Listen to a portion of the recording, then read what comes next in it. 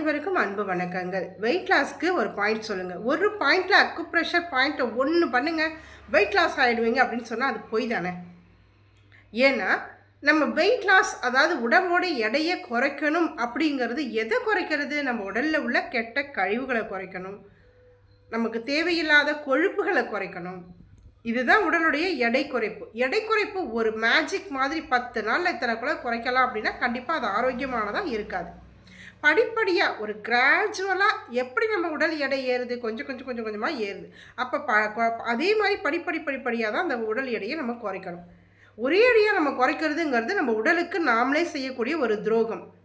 அப்போ என்ன ஆகும்? உடல் எடை உடனே குறைஞ்ச உடனே என்ன ஆகும்? உடல் பலவீனமாகும். தேவையில்லாத கழிவுகள், கொழுப்புக்கள் தான் வெளியேறணும். ஆனால் இங்கே என்ன ஆகும்? நம்ம உடனடியாக எல்லாத்தையும் குறைக்கிறோன்னு சொல்லும் பொழுது தேவையான சத்துக்களும் உடல்லேருந்து குறையும். அதனால தான் என்ன ஆகுது? பலமிழந்து போகிறது. எங்களுக்கு முதுகு வலி வருது, இடுப்பு வலி வந்துருச்சு, உடம்பு பிரச்சனையாக இருக்குது அப்படின்னு சொல்லுவாங்க. உடல் எடையை உடனடியாக குறைக்கிறவங்க. உடல் எடையை குறைக்கணும் அப்படின்னா நீங்கள் முதல்ல உணவு கட்டுப்பாட்டுக்கு வரணும். நாவை அடக்க வேண்டும். தேவையில்லாத உணவுகளை நம்ம சாப்பிட்றதுங்கிறது இல்லாமல் தேவையில்லாத நேரங்கள் எடுத்துக்கிறதும் முதல்ல நிறுத்தணும். பசி எறிஞ்சு உண்ணணும். நமக்கு இந்த நேரம் பசி இருக்குது, சரி சாப்பிடணும். அப்போ எப்படி சாப்பிட்ணும்? நம்ம சாப்பிட்ற சாப்பாடு நான் ஒரு டெக்னிக் சொல்லி கொடுக்குறேன். இந்த டெக்னிக் பார்த்திங்கன்னா நம்ம திருக்குறள்லேருந்து வந்த வழிகள் நமக்கு ஹீலர் பாஸ்கரன் வழியாக வந்த விஷயந்தான். இன்றைக்கி எல்லாருமே இதை தான் சொல்லிகிட்டு இருக்காங்க. இன்றைக்கும் நம்ம அதை ஒரு சில நேரங்களில் பயன்படுத்துறதும் ஒரு சில நேரங்களில் பயன்படுத்த முடியாமையும் நமக்கு போகுது. இன்றைக்கி அதை உங்களுக்கு சொல்கிறேன். அதாவது வாயை மூடி மெல்லக்கூடியது. நம்ம எந்த உணவு சாப்பிட்டாலுமே பசிக்கிற நேரத்துக்கு சாப்பிடுங்க. சாப்பிட உட்காந்துட்டீங்க, என்கிட்ட இருக்கிற 2 இட்லி இருக்குன்னா அந்த 2 இட்லியை மெதுவாக வாய்க்குள்ளே வச்சுருங்க. வாய்க்குள்ளே வச்சதுக்கப்புறம் வாயை நீங்கள் திறக்கவே கூடாது.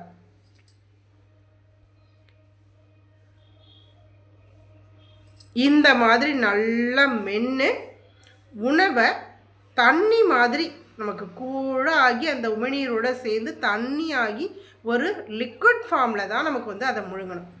தண்ணி குடிக்கிற மாதிரி அந்த உணவு நமக்கு என்ன உணவு, என்ன சுவை எதுவும் தெரியாமல் நம்ம சாப்பிடணும். இப்போ இதை சாப்பிட்டு முடிச்சுட்டு தண்ணியை இடையிடையில குடிக்கிற பழக்கத்தை தயவு செஞ்சு வச்சுக்காதீங்க. 20 நிமிஷத்துக்கு முன்னாடி தண்ணி குடிச்சிருங்க. சாப்பிட்டு 20 நிமிஷம் அந்த உணவு செட்டில் ஆகட்டும். அதுக்கு பிறகு 20 நிமிஷத்துக்கு பிறகு நீங்கள் தண்ணி குடிங்க. இடையில நீங்கள் ஏதோ ஒரு எமர்ஜென்சி, ஒரு புரைக்கை அடிச்சுட்டா அந்த நேரம் ஒரு சிப் தண்ணி சும்மா வாய் நினச்சிக்கிறதுக்கு, தொண்டை நினச்சிக்கிறதுக்கு அந்த மாதிரி குடிச்சிக்கோங்க. இவ்வளோதான். இதை ஃபாலோ பண்ணிவிட்டு வாங்களேன். உங்களுடைய சர்க்கரை அளவை ஒரு நோட் பண்ணி வச்சுக்கோங்க. இவ்வளோ இருக்குது.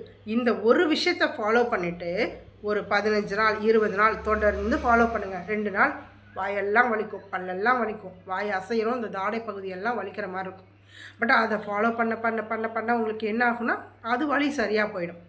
நீங்கள் இன்றைக்கி இந்த உணவு இந்த முறையை பின்பற்றிட்டிங்கன்னா நாளைக்கு நீங்கள் டாய்லெட் போகும்போதே உங்களுக்கு அந்த ஒரு ஃபீல் வந்துடும்.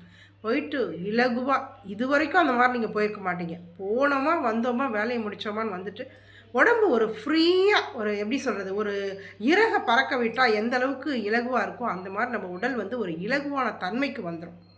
அதை நீங்கள் உங்களால் ஃபீல் பண்ண முடியும். டைஜஸ்டிவ் சிஸ்டம் அவ்வளோ சூப்பராக ஒர்க் ஆகும். அப்பா இவ்வளோ நாளாக அந்த வயிறு என்னமா பாடுபடுத்தின என்ன, கண்டதையும் உள்ள தள்ளி அப்படின்னு நம்மளை திட்டி தீர்த்துருக்கோம். அத்தனை விஷயத்தையும் விட்டுட்டு இப்போது அப்பாடா இப்போ தான் நான் மனுஷன் திருந்திருக்கான் அப்படின்னு வயிறே நம்மளை பாராட்ட ஆரம்பிச்சிடும். அந்த அளவுக்கு இந்த உணவை நம்ம எப்படி எடுத்துக்கணுமோ அந்த மாதிரி எடுத்துக்கிட்டோம் அப்படின்னா உங்களுக்கு சர்க்கரை இருக்கா, பிபி இருக்கா, தைராய்டு இருக்கா, கொலஸ்ட்ரால் இருக்கா, ஃபேட்டி லிவர் இருக்கா, எல்லா பிரச்சனையும் நீங்கள் எழுதி வச்சுக்கோங்க. 15 நாள் இதை கரெக்டாக 3 வேளை நீங்கள் என்ன சாப்பிட்றீங்களோ, எப்போ பசிக்குதோ அப்போ சாப்பிடுங்க. 2 வேளை தான் எங்களுக்கு பசிக்குதுன்னா 2 வேளை மட்டுமே சாப்பிடுங்க. சாப்பிட்டு முடிச்சுட்டு இது மாதிரி ஃபாலோ பண்ணி பாருங்கள். கண்டிப்பாக உங்களுடைய உடலில் நல்ல மாற்றம் உங்களுக்கு தெரியும். நோய்க்கு மருந்து இல்லைங்க, நம்ம எடுத்துக்கிற உணவு தான் மருந்து. நம்ம எடுத்துக்கிற உணவு பழக்கங்கள் தான் மருந்து. மருந்தை தேடி நம்ம போக வேண்டாம். நம்ம உடலுக்கான அறிவு, அது கேட்கக்கூடிய தன்மையை நம்ம புரிஞ்சுக்கிட்டு செயல்பட்டாலே ஆரோக்கியமாக இருக்கலாம்.